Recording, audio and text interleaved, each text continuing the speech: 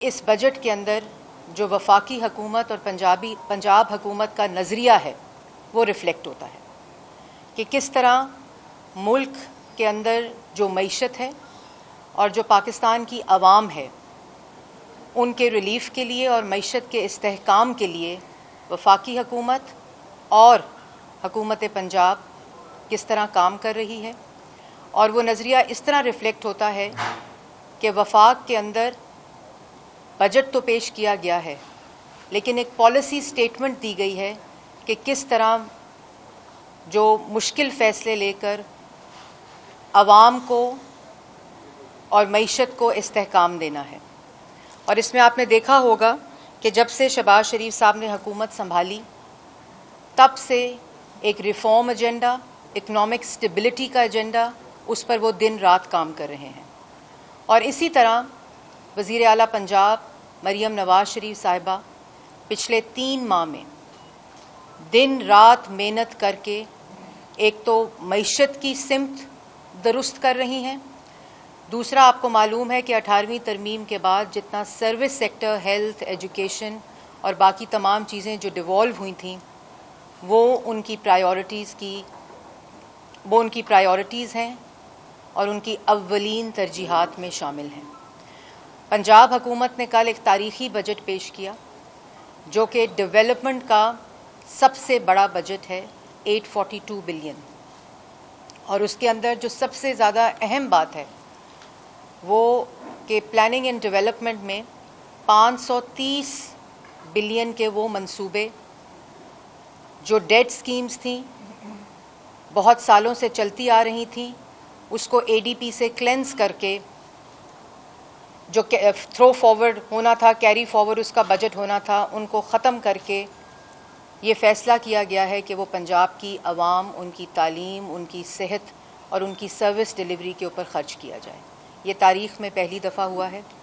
اور جو تقریباً 3800 سے زائد سکیمز بنتی ہیں. اسی طرح یہ بجٹ کیش بیک بجٹ ہے. یہ پچھلے ادوار کی طرح کہ ایک ADP سکیم بنا دی جائے اور اس کے پیچھے پیسہ نہ ہو، ایسا نہیں ہے. یہ 842 billion cash back development budget of Punjab ہے. اور اس کے اندر جو امپورٹنٹ چیز ہے جو وزیر اعلیٰ پنجاب کی سب سے زیادہ ترجیح میں شامل ہے وہ صحت اور تعلیم ہے. اور صحت اور تعلیم میں صرف آپ کو معلوم ہے کہ بہت سے اخراجات سیلریز کی مد میں جاتے ہیں، لیکن پہلی دفعہ جو سروس ڈیلیوری ہے صحت کی، ایکسس جو ہے صحت کی، اس کے اوپر کام کیا گیا ہے. اور اس میں جو آتے ہی انیشیٹو لیا وزیر اعلیٰ پنجاب نے وہ کلینک آن ویلز اور فیلڈ ہاسپٹل کا انیشیٹو تھا، اور جس کے اندر ابھی تک جب سے یہ شروع ہوا 2 ماہ ہوئے ہیں اس کو شروع ہوئے ہوئے، 6,60,000 لوگوں نے کلینک آن ویلز سے علاج کا اور معائنہ کرایا ہے اور اس سے مستفید ہوئے ہیں، اور 1,20,000 فیلڈ ہاسپٹلز جو ہیں اس سے مستفید ہوئے ہیں. اور آپ کو معلوم ہے کہ ان کلینک آن ویلز اور فیلڈ ہاسپٹل کے اندر وہ تمام طبی ڈائگنوسٹکس فیسلٹیز موجود ہیں جو کہ ایک ہاسپٹل اور ایمرجنسی میں ہوتی ہیں، فارمیسی سمیت. تو یہ ایک ایسا انیشیٹو ہے جو ایکسس ٹو ہیلتھ کی سروس کو نہ صرف ایفیشینٹ کرتا ہے بلکہ پنجاب کے عوام وہاں جہاں ہاسپٹلز نہیں ہیں ان کی دہلیز تک پہنچاتا ہے. اور یہ نہیں کہ سارا انحصار ہمارا ان فیلڈ ہاسپٹل یا کلینک آن ویلز پہ ہوگا، بلکہ تمام basic health units, BHUs، THQs اور RHCs کی مکمل ری ویمپنگ کا عمل بھی اس بجٹ میں شامل ہے. اور اگر میں صرف ہیلتھ کی بات کروں تو 473 بلین سے 539 بلین، 473 بلین سے 539 بلین بجٹ کو انکریز کیا گیا ہے. اور اس میں نواز شریف کینسر ہاسپٹل اور نواز شریف کارڈیالوجی ہاسپٹل اور ڈائگنوسٹک جو کیتھ لیبز ہیں ان کو بھی پہلی دفعہ پورے پنجاب میں اس کے جال کو پھیلانے کا منصوبہ شامل ہے. اور اس کے ساتھ ساتھ جو ہاسپٹلز ہیں ان کی ری ویمپنگ کا عمل شامل تھا جب ہماری حکومت آئی. اور ہم نے بالکل کوئی ایسا کام نہیں کیا کہ پچھلی حکومتوں کی تختیاں اتار کے اپنی تختیاں لگائی جائیں، بلکہ وزیر اعلیٰ پنجاب کی ہدایت کے اوپر وہ تمام جو سکیمز تھیں، وہ تمام جو منصوبے تھے جو عوام کے فائدے میں تھے، ان کو فلی فنڈ کر کے اس سال مکمل کرنے کی ہدایت کی گئی ہے.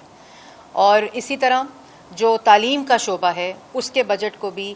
595 بلین سے بڑھا کر 670 بلین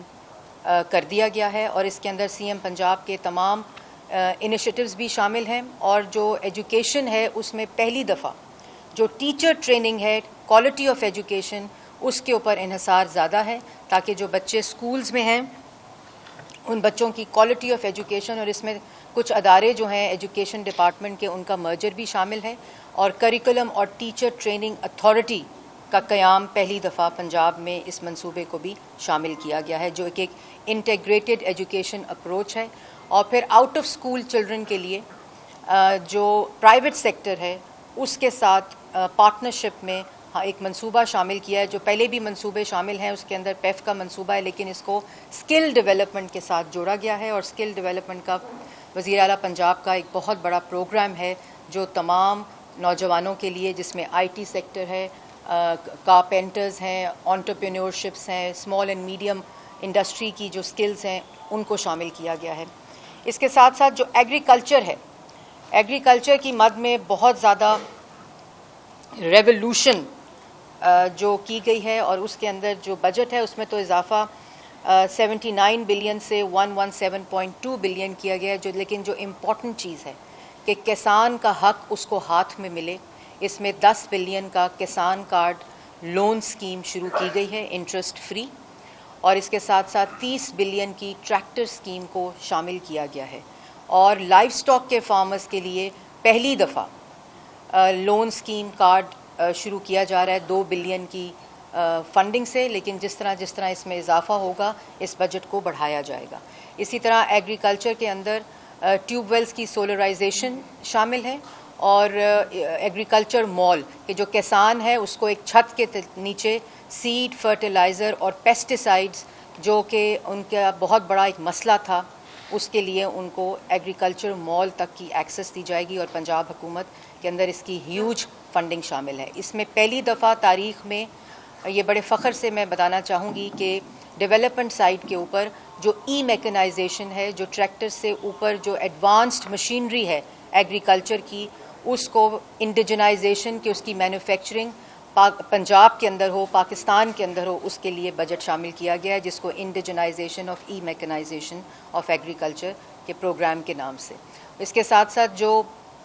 سولر ٹیکنالوجی ہے اس میں بھی ڈیولپمنٹ سائٹ پہ فنڈ رکھا گیا ہے کہ اس کی بھی جو ریسرچ اینڈ ڈیولپمنٹ اور اس کی مینوفیکچرنگ جو ہے ایگریکلچر سیکٹر میں، وہ بھی پاکستان اور بالخصوص پنجاب کے اندر اس کو پروموٹ کیا جائے۔ اسی طرح جو سیڈ ہے ایگریکلچر میں، اس کو بھی کینولا سیڈ، آئل سیڈز جو ہیں ان کی پروموشن کے لیے بھی اس بجٹ میں پیسے رکھے گئے ہیں تاکہ ہم لوگ امپورٹ سبسٹیٹیوشن کریں اور ایکسپورٹ پروموشن آئل سیڈز کی جو ہارویسٹنگ ہے اس کے ساتھ ہو۔